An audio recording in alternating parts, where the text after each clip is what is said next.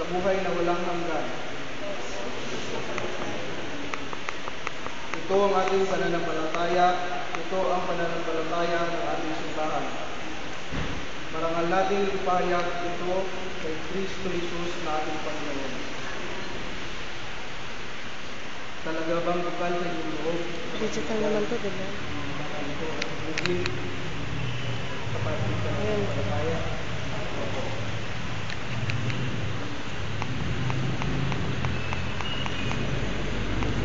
Dalos.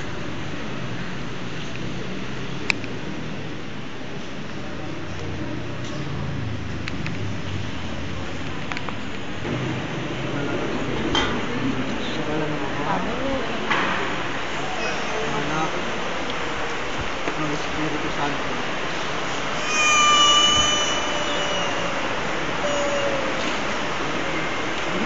Sa ngalan ng Ama, ng Anak,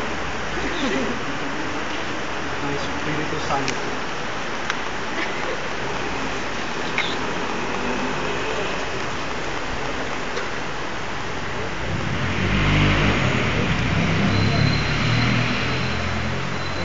Ngayong naganap na ng Diyos Ama ng Panginoong Kristo ang muling pagsilang sa tubig at Espiritu Santo, ang pagpapahid ng langis ay nagpapakilala ng paglukob ng Espiritu Santo sa muling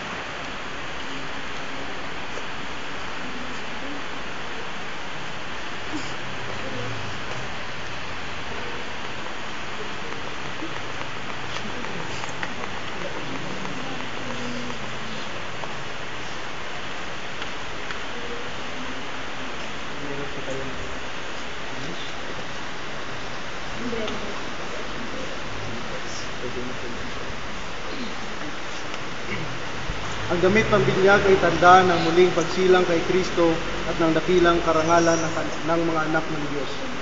Naway manatiling wagas at walang bahid dungis ang kanilang karangalan hanggang matamo nila ang buhay na walang hanggan.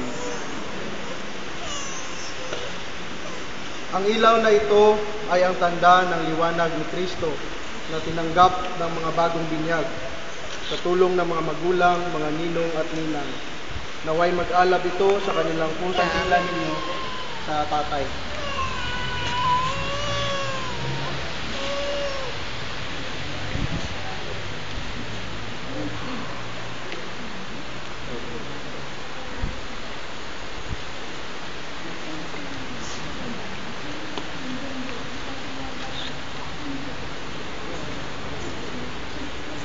So yan pong kandila ay simbolo ng liwanag ng Kristo. So sa mga magulang po, pwede niyo pong itago yung kandila, no? And then, kung may mga special occasion sa mga bata, simpihan niyo po yun. Halimbawa, birthday, graduation, o kung anong mga. So, gamitin niyo po yung kandila. So let us pray the Lord's Prayer. Our Father in heaven, holy be your name. Your kingdom come, your will be done on earth as it is in heaven. Give us today our daily bread. Forgive us our sins, as we forgive those who sin against us.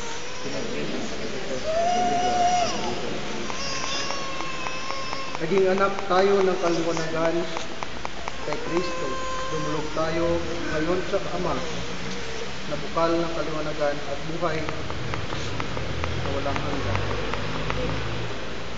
Naway ang Diyos, ang bukal ng buhay at pag-ibig, ay punuin ng pagmamahal ang puso ng ina para sa kanilang anak.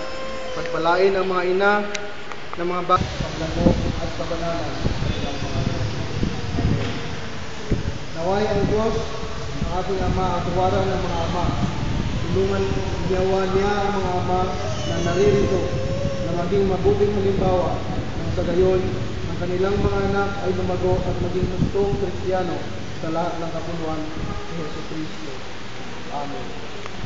Naway ang Diyos na nagmamahal sa lahat ng tao, basbasaan nawa niya ang mga ninong at ninang, kamag-anak at kaibigan na nagtitipon dito sa kanyang awa.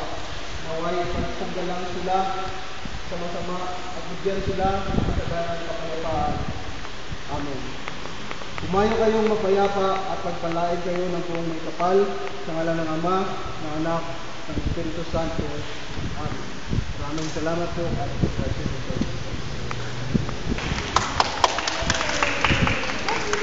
Bait ni Basti ah.